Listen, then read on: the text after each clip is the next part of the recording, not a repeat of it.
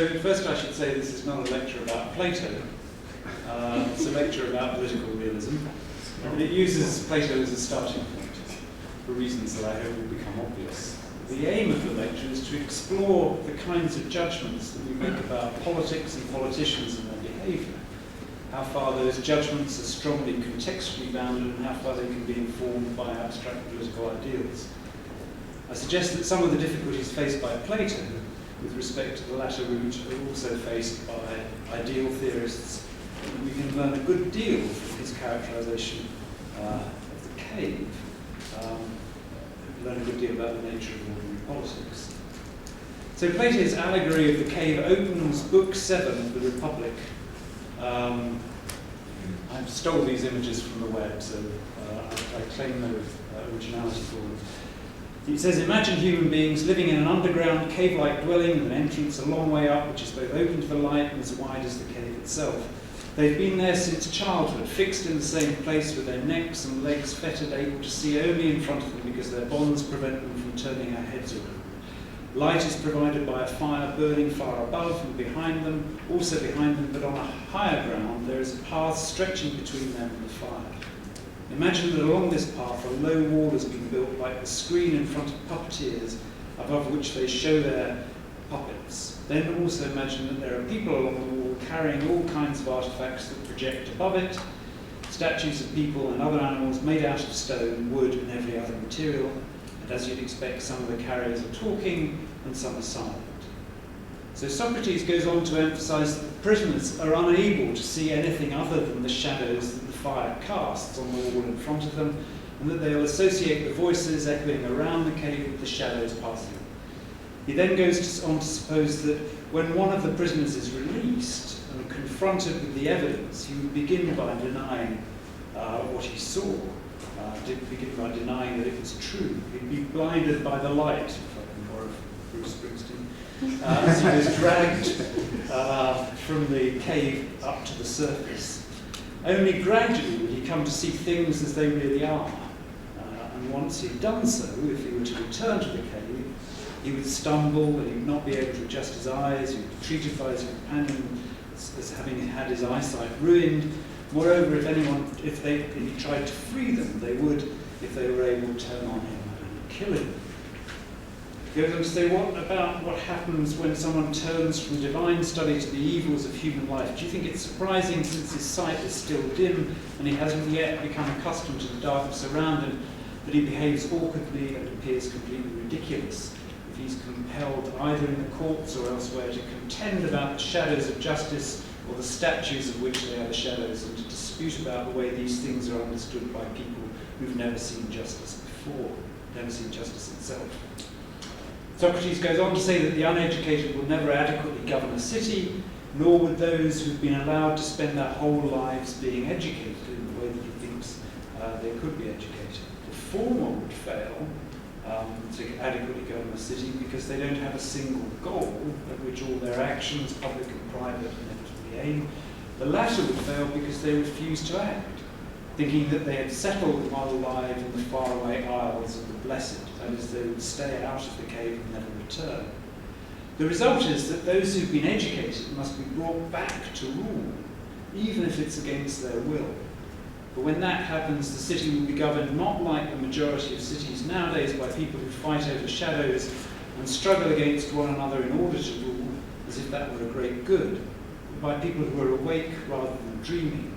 For the truth is surely this: a city whose prospective rulers are least eager to rule must of necessity be most free from civil war, whereas a city with the opposite kind of rulers is governed in the opposite way.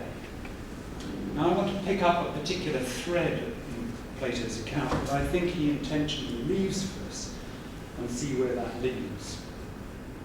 Plato uses his allegory to develop a line of argument that is concerned predominantly about the nature of the best education for those who are capable of understanding the form of the good. Sorry, I haven't given you the next slide.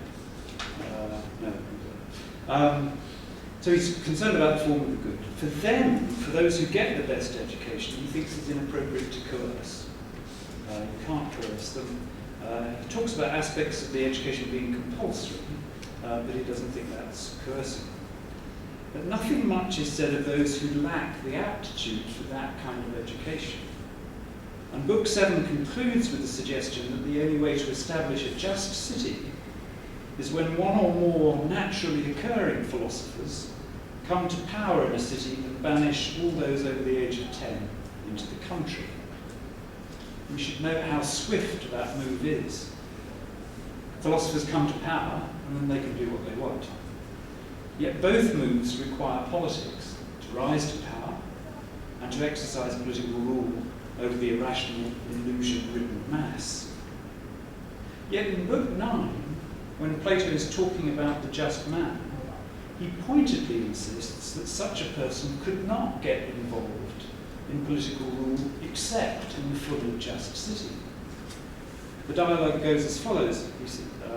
Socrates says he'll avoid any public or private honour that might overthrow the established constitution of his soul. If that's his chief concern, he won't be willing to take part in politics. His interlocutor says, yes, by the look, he said, well, at least in his own kind of city, but he may not be willing to do so in his fatherland unless some divine good luck chances to be his. I understand. You mean he'll be willing to take part only in the politics of the city we were founding and describing, the ideal city, the one that exists in theory, for I don't think it exists anywhere on earth. So I want to worry away at this thread of the argument, indeed this aporia, this tension. On the one hand, Plato offers us the idea that we can denature ourselves in the light of knowledge so as to achieve an ordered, essentially frictionless existence, one in which reason rules us all, thereby eliminating conflict and disorder, both between and within individuals. And my sense is that a lot of contemporary moral and political philosophy looks for something similar, a set of principles on which we could all agree, or an order that could elicit willed compliance, and by which we could hold political orders to account when they fail to achieve that state. At the same time, though, he seems to have no plausible narrative of how that could come into existence. And bringing it about, or just getting into a position so as to bring it about, seems to presume the very kind of politics that he seems so keen to reject as a world of illusion. So the aporia seems to be as follows. He seems to be saying that there are three distinct groups. Another version of the cave.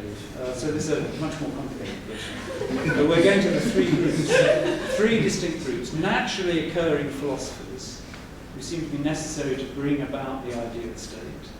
Those trained to be philosophers and guardians who rule the ideal state. And men who are just and who have rightly ordered souls, but who should not become involved in rule except in the ideal state. Now, categories A and B look as though they're subsets of category C. That suggests that Plato might want us to see that the ideal state is not possible.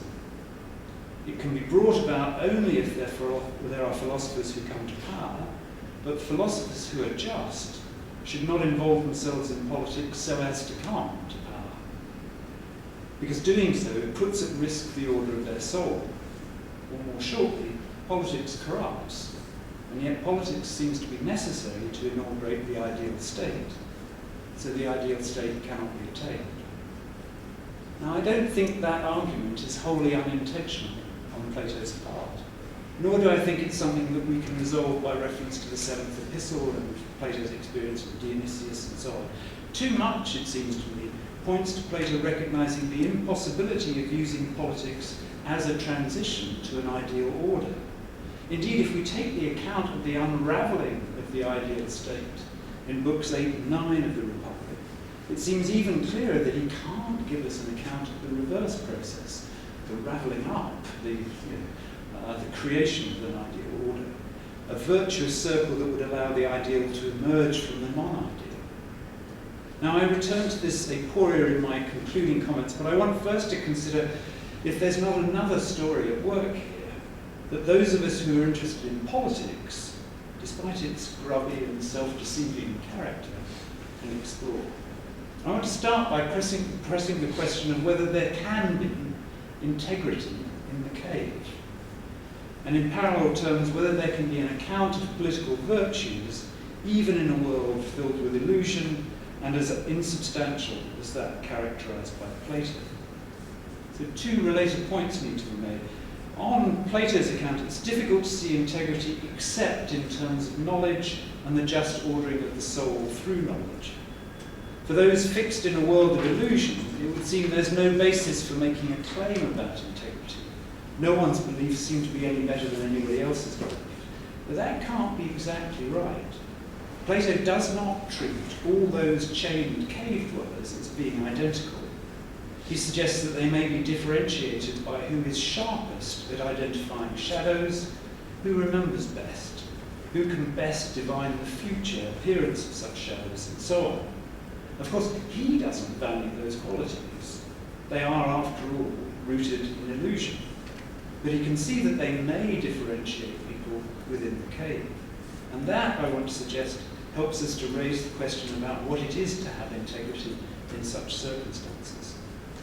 For example, in making judgments in the cave, there are issues of the weighing of evidence, the scrutinizing of inference, and the exercising of continent judgment, each of which should have some weight in distinguishing those whose sensory experience wholly dominates their judgment, and those who aim for a degree of critical reflection about their own judgments. Of course, it may be that we should read Plato as suggesting that all people are so dominated by illusion that every component of judgment is precluded. But that seems plausible, it seems, as we account of politics, it seems stipulative, and it seems just a dead end. There is surely a difference between someone who responds erratically to information and someone who tries to process it relatively systematically, even if the information is misleading and contradictory. And someone who does that could surely also recognize elements of tension or contradiction in the evidence that he accumulated and would want to register that and treat such information more tentatively. A related point is that Plato deprives his cave dwellers of the possibility of action. They're locked in position. Their responses are entirely exercises of sentience, and that sentience is divorced from all kind of agency. They've no way of interacting with the world, only with vainly trying to read it. And that is, of course, for the sake of simplification, but it's an important element. Although integrity is partly about judgment, it's also partly about judgment in relation to action. Someone in a vegetative state can't have integrity, just as someone who's entirely dominated by input to his senses can't have it. For example, it's difficult to imagine that anyone on an experience machine of the kind that Nozick talks about could have integrity, in part because they can't exercise agency over their conditions, in part because it's through our interaction with the world, through our engagement with it, the development of commitments, the taking and exercising of responsibilities, that we develop a frame within which our actions and judgments can be said to exhibit some integrity. As Bernard Williams put it, one who displays integrity acts from those dispositions and motives which are most deeply his, and has the virtues that enable him to do that. But to have dispositions and motives which are most deeply his, the agent has to be engaged in the world, not merely a passive recipient from it. This means that a strong reading of Plato's allegory deprives people of too much. In politics, which is what he's attempting to characterize, people are not merely the passive recipients of sensations, but are actively engaged with the world. And in that process of active engagement, I want to suggest the possibility of some kind of integrity might emerge. Indeed, it's an essential condition for the emergence of the virtues understood as features of character, which have a coherence and a consistency both for the agent and that can be recognized by others as an intelligible, thought-through set of responses to the world. Again, it seems clear that some will demonstrate the virtues, and especially integrity, to a much greater degree than others. What Plato is clearly right to recognize is the difficulty of maintaining integrity in politics, which is why he wants to ground it so firmly in knowledge, which he stipulates to be possible only outside of politics. But if we don't take that route, what can we say about politics, the virtues, and integrity? So I don't intend to leave Plato entirely to one side. It seems to me that many of the points I want to make are points that I think he should endorse. Principally, these concern the demands on character, virtue, and integrity that the exercise of power and the experience of politics makes on those who engage in it. I want merely to modify the picture of the cave to allow fractionally more agency as a basis for identifying the possibility of integrity in a world of shadows and illusions. I want to suggest that much the same set of questions with some nuances need to be asked of those who engage in politics as we asked of the prisoner guessers in the cave. We don't have to think that their judgments are deeply grounded in knowledge, but we can ask a series of questions about their judgments, about their character, about their virtues. I want to suggest that even if we think there's a very serendipitous relationship between their judgment and what is in fact true, or truly good or beneficial, that doesn't change our ability to ascribe integrity of judgment and virtue to them on that ground alone. It doesn't, because our assessment of their judgment and integrity is conducted, at least in part, by reference to criteria that are independent of the rightness or wrongness of their beliefs and the efficacy or inefficacy of their actions. As in the cave, even when everyone is blundering about, there still seems to be different ways of blundering about. And some of those differences involve ascribing more to agency than to impulse, more to judgment than to happenstance, or to emotional reaction. That does not of itself make these responses automatically virtuous. There's still the question of what is being aimed at by those who respond in these ways. But at the very least, ways of judging with care, of attempting to estimate the impact of what one might do, being concerned to avoid really appalling outcomes or consequences, of being continent with respect to one's hopes and fears, and resistant to flattery and distorted communication, these things seem necessary to agency and at least point to the possibility of a distinction between vicious and virtuous conduct. Moreover, those better and worse ways are judged not wholly consequentially in terms of what works, what people can bring about, but in terms of an assessment of people's agency. Since we can distinguish between motive, intention, and effect, where some combinations, however felicitous the outcome, lack the appropriate relationships to qualify as a basis for attributing outcomes to agency, then we've got some basis for attributing virtue. This is not to say that outcomes have no weight. They might count in a number of different ways. They will play some role in the distinction between virtue and vice, not directly in terms of the things that produce good consequences of virtues and the things that produce bad consequences of vice, but as a set of judgments about a set of good outcomes, the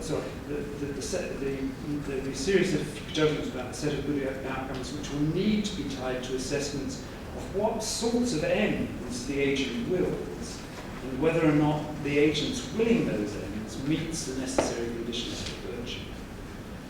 Secondly, they may influence how far an action is judged tragic or lucky. In both cases, the judgment is a function of an assessment of what the agent could have known and should have taken into account, and what eventuated from the action that they can perform. Thirdly, they may influence what we think the agent should have taken into account. If actions consistently fail, agents need to acknowledge that and need to have some response to it if they're to count as acting in ways which are compatible with integrity. And fourthly, they ought often to influence and to be weighed in assessments of risk and probability. With Weber, our judgments are affected by how responsibly people weigh potential outcomes. So where are these judgments coming from? We might think of them as external. That, like Plato, we have a conception of virtue and agency that we're applying from some Archimedean standpoint and applying to politics. But I don't think that has to be the case. If we stick to the assumption that we're in some sort of cave, with a great deal of illusion and a great many shadows, we have to assess what kinds of people we might be prepared to trust, or in whom we might place some confidence. Thought about in these terms, the assessment of character and virtue can be recognized as the description internal to the cave of the characteristics in others that we value. While there is a consequential element in that evaluation, we might, for example, put more weight on avoiding certain kinds of outcomes than achieving certain kinds of goals. The evaluation is nonetheless in terms of the agent's judgment and reliability over time. In the cave that Plato talks about, people get prizes for guessing. We might similarly think of the virtues as an ethical language of approval for dispositions and agents to which we've come to attach value, if tentatively and imperfectly. Even in something like the cave, this gives us a language of virtue that doesn't have to make any grand claims about human flourishing, but is an ongoing contested language for identifying what might count as qualities in those who act in a world of shadows. There's still Plato's question as to what value those who might be attributed these qualities ought to place on those attributions and on those qualities. Plato says the wise man would rather work as a serf to another and go through any sufferings rather than share their opinions and live as they do. But Plato is a man who's seen the bright light of the sun, and if we're working from the assumption that no one is in that position, then that reaction seems improbable and inappropriate. If we have no knowledge, the language of virtue must be understood as the way in which we distinguish and recognize qualities of the qualities of those amongst whom we live. We also need to be alert to the ways in which our language and practices of evaluation create certain, often perverse incentives for those in office. Praises for action can breed hubris, the attribution of honours can distort the motives with which people act, and so on. Nonetheless, the language of virtue seems to remain live, unless we make the most extreme assumptions about the absence of agency and the dominance of sensation, which seems to be more extreme assumptions than even Plato really wants to make. But we need a better sense of what we mean in thinking about these qualities as virtues. In Ethics and the Limits of Philosophy, William suggests that if an agent has a particular virtue, then certain ranges of fact become ethical considerations for the agent because he or she has that virtue. So an accomplished politician sees the possibilities that are open to her in the materials and the conditions in which she acts. She's alert to and responsive to facts in the world with which she must engage in order to exercise her skill optimally. It's possible to have that judgment and have those skills and not act on them. For example, to take the commission au pied de la lettre, or to respond to rules and precedents rather than to one's informed judgment as to the best. But in the first case, the skill has become part of the politician's character and integrity. In the latter case, you simply can't make that kind of judgment. In the cave, we might distinguish those who are good guessers and those who systematically make an effort to form a reasoned judgment and estimate where they are systematically kind of responsive rather than serendipitously so to certain kinds of events. But what makes that kind of thing more than just a skill? What, if anything, gives it some kind of ethical depth? If we think of the attribution of virtue in the way that I've been suggesting, part of what we're attributing to the agent is both a commitment to the undertaking and a belief in its significance. In the cave, the prisoner may be mistaken about whether A has that commitment. We may be misled or deluded about the significance of that commitment. But what we're doing in making the attribution is to distinguish between different attitudes and to ascribe them different values. From the view inside the cave, we've no way by which objectively to assess whether these attributions are fully warranted. We have ways of telling when they're not, and sometimes time tells and we learn. It's a learning process as we kind of make the attributions and then watch people fail us. Weber talks about politics as the slow boring of hard boards, and that's partly about the capacity for politicians to show a commitment and a willingness to see things through in the longer term. Moreover, if we follow Williams, when we attribute virtue to someone, we do so because we believe that the facts move them, that they take them as normative, they respond to them accordingly. Moreover, they must respond to them, or at least to some of them, and to at least some degree, for their own sake. If a politician's response is driven merely by instrumental personal gain, it looks like the qualities of judgment are being reduced to a mere skill set for achieving subordinate ends.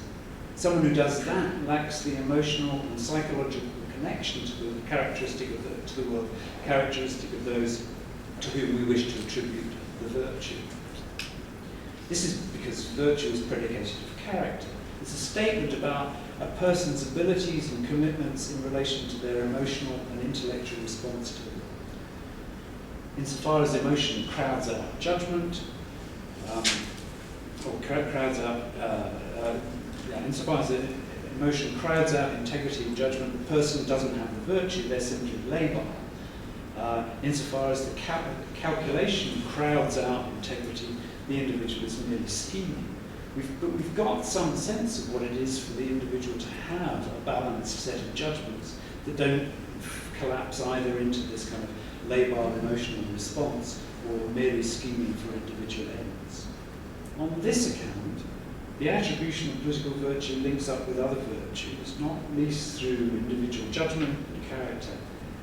We can acknowledge intuitive and instinctive responses in a crisis, but we take these to be virtues insofar as they demonstrate precisely the agent's receptivity to certain facts and by their capacity to be moved by them and to respond to them. Moved in the simple sense of being led to act by them, but also in the more complex sense of combining an emotional and intellectual receptivity in judgment and agency, and doing so in an area and in an arena in which fundamental human values and aspirations are in play. But these responses must be a part of character with aims and concerns which allow us to think of the agent as responding and acting with integrity and judgment. So I've run this story about from within the cave of politics, surrounded as we are by kind of illusion, can we make the kinds of judgments that is necessary in order to identify sort of integrity or something like integrity and virtue in political agents? What if we're potentially wrong about it all, as Plato thinks we are in the cave? One plausible response is that we can't know that we are. We live with what we've been dealt. We make the best stab of understanding the world and of living coherently and inconsistently as we can. And the language of virtue and integrity must be treated as judgments internal to the practice of the politics of our cave. That helps us to do the work we think is necessary to make our lives more ordered and more livable. However, part of what it is to do that is to acknowledge and to depart from equality by developing role and functional forms of differentiation, by acknowledging authority, attributing legitimacy, accepting forms of rule. These are not just losses, they're moves we make to solve some of the difficulties that we've got. But they give rise to inequalities, not least in power and in access to scarce resources and in information. Now in politics there are many forms of role and functional differentiation, and these differences interact with differences in attributes and qualities. Not every type of person or character is equally suited to every role. Some people have no political bones in their bodies, and some people only have political bones in their bodies. So dispositions and endowments make people more or less suited to certain roles. And different contexts breed different roles, making different kinds of demands on the kinds of characters that might fill them. But the virtues of politicians cannot simply be a function of, that is reducible to role and context. And largely or wholly, or at least in principle, an objective set of requirements deduced from contextual imperatives that different people are differentially qualified to meet. As if certain contexts call for certain skills that people have in different combinations and to different degrees. I say this because in politics, role and function are not givens that are either met or not met, or are met to varying degrees. They need interpretation. They need fleshing out. The art of politics is exercised by those with particular roles and functions, where the art is in part an interpretation of the role that they're playing, a construction of the functions that they're fulfilling. And an interpretation and a construction that must persuade, or at least carry along, the evaluative audience which allows you to hold office. Secondly, the assumption of a role is something over which agency is exercised, and that raises issues of responsibility. Taking on certain roles might indicate an absence of judgment and character. Yippee, a job for concentration commandant has come up. I'll just apply for that. Taking on that role implies that you've made certain kinds of judgments and thought through the implications in terms of character. And it strikes me that you can at least get some critical distance in asking when it's appropriate for people to take up certain kinds of roles and when it's not. And an absence of insofar as taking on certain kinds of roles may indicate an absence of judgment, an absence of kind of character, an absence of the appropriate receptivity to the full range of facts and the weight they ought to have because of their implications for deeper kinds of values. We should judge those who take up distinctive roles in relation to a wider world than merely that role in that particular function, and judge them in relation to a broader kind of ethical significance, rather than taking the role as a given for that particular regime and asking how well it's being filled qua that particular role. So the evaluative language isn't constrained by the boundaries of formal designation of the role. Thirdly, the criteria for assessment must also take account of cases in which the responsible thing to do might be to fight for office, to try to avoid what you believe could only be worse in the hands of others. That is, you can't restrict the evaluation of how people perform in a role merely to the requirements of that role, in part because a poor performance in relation to the role might be a good performance in relation to who else might have undertaken the role, had this person not recognised the imperative of contending for it, despite his or her awareness of their own shortcomings in fulfilling it. Finally, roles cohere in a pattern that serves certain functions, but these functions are themselves contested, so that the exact demands and parameters of the role are also contested.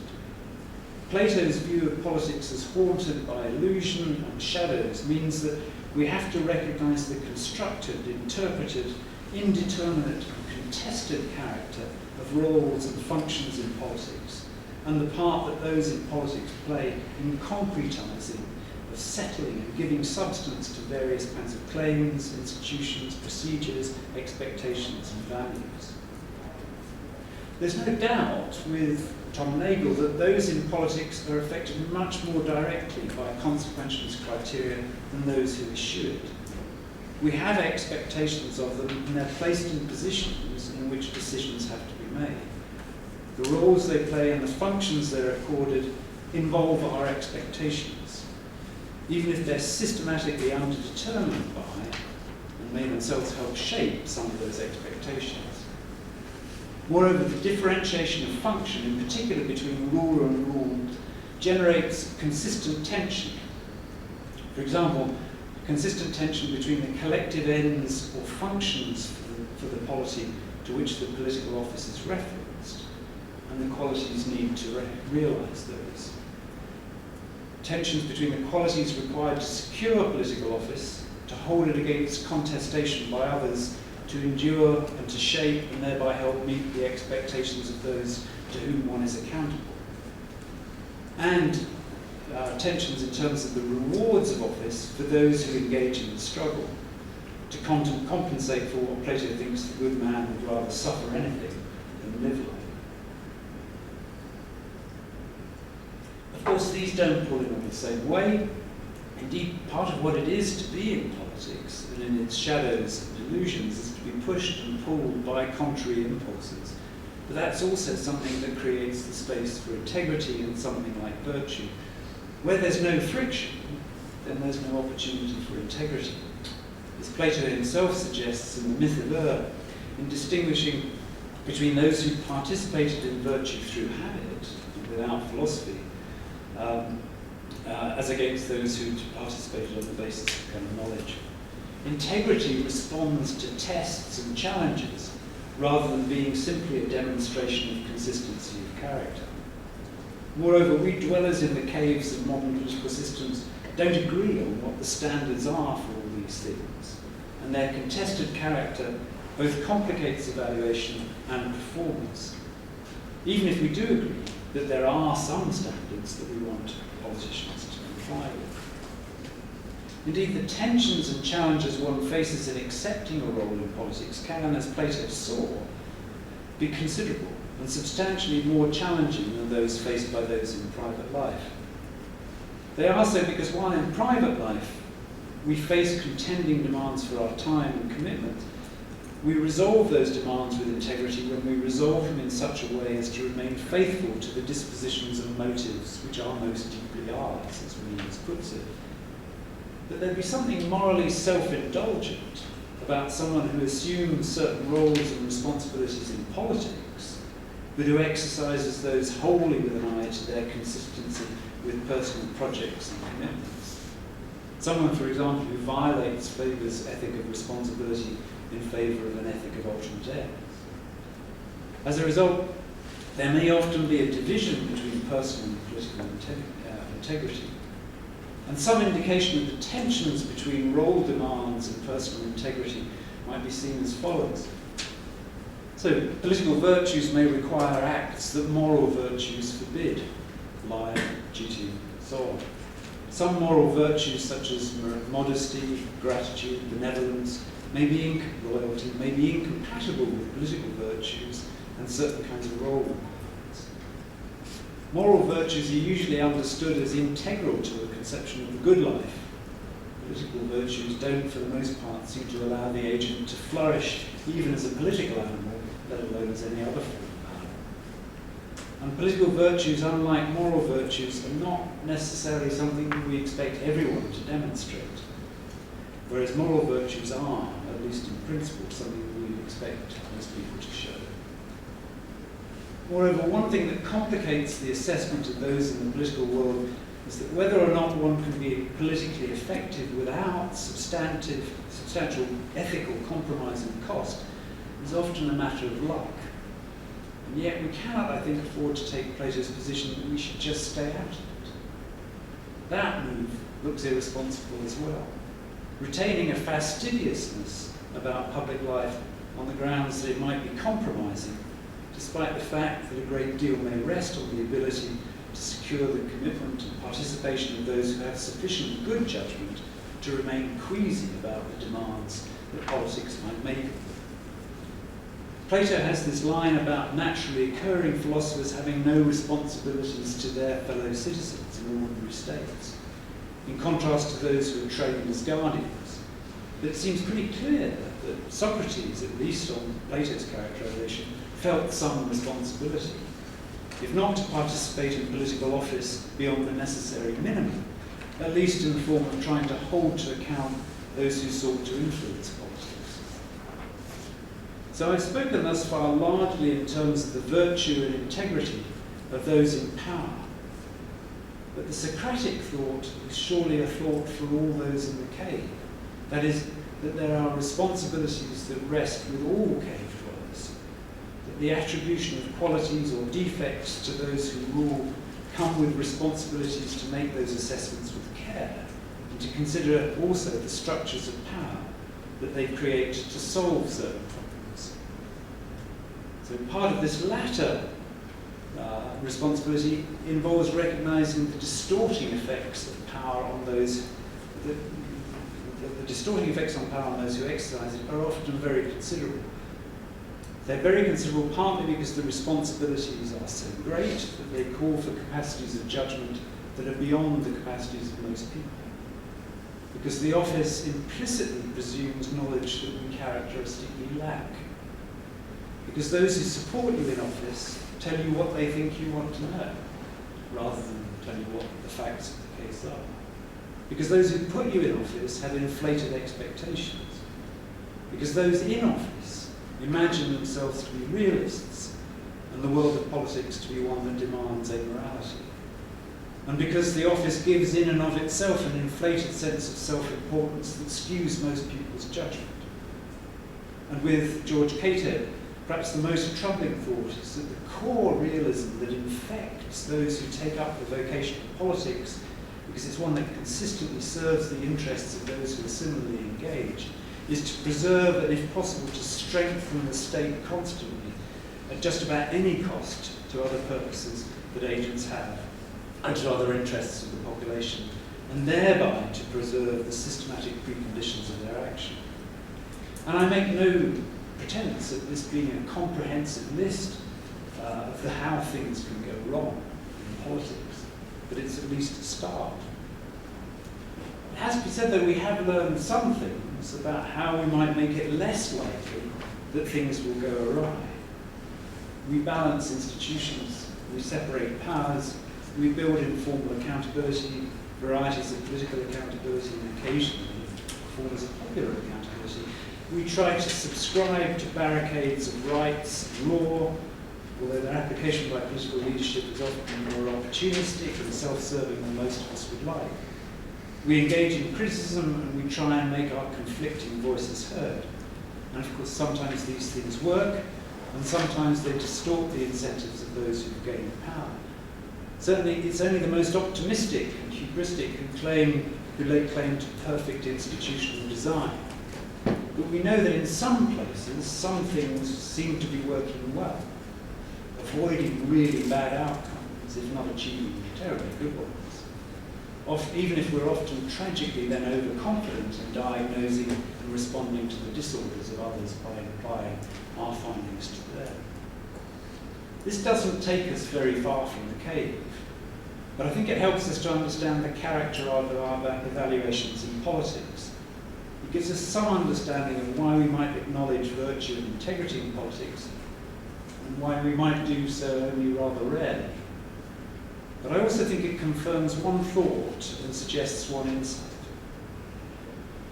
The thought is that the realism of the cave is not one in which there's nothing but a struggle for power.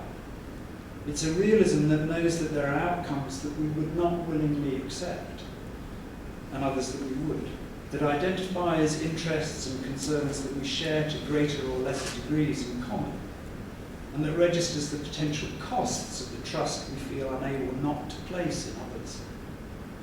These normative expectations are easily inflated, systematically turned into principles of justice and equality, fairness and impartiality and so on. But that they can be so systematized doesn't make them more capable of generating consensus, nor more achievable here and now. And they, following Sen, provide indeterminate guidance as how we should proceed in many practical instances. So while I can see the attractions of work in that area of political theory, my sense is that political theory has other responsibilities that point to the expressing of claims and concerns, of helping to articulate the truths of some of those to those in power, of evaluating institutional arrangements, procedures and practices in the way that we spent the second session today talking about, and of recognizing and insisting on the limits of what it is that we can collectively aspire to and achieve without marginalizing and oppressing some.